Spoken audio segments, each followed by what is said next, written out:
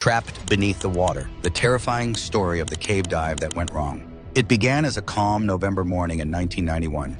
The sun shimmered on the still waters of Florida's Sherlock Springs, and two young divers, Bill and Parker, prepared to make history.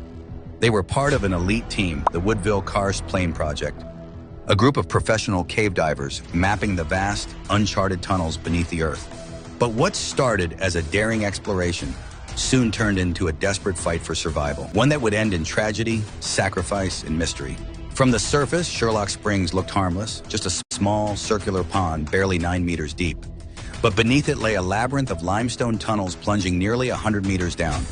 The divers called it beautiful. The experienced called it deadly. That morning, the team split into 4 groups: surface monitors, decompression specialists, line fixers, and finally the explorers, Bill and Parker.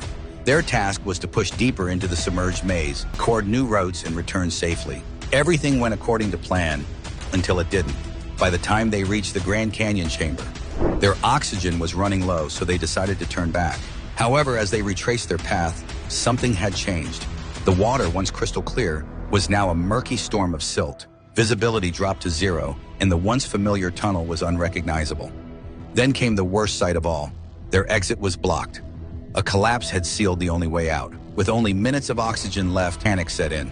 Bill signaled for Parker to stay put while he checked the guideline.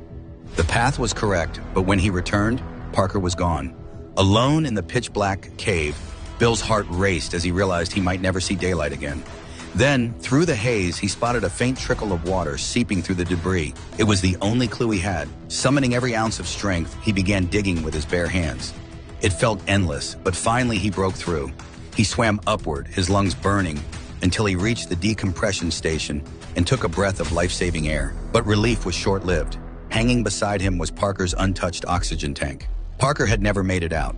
His body was found the next morning near the upper section of the cave, his gear discarded as if he had tried to float to safety. Later investigations revealed what caused the disaster.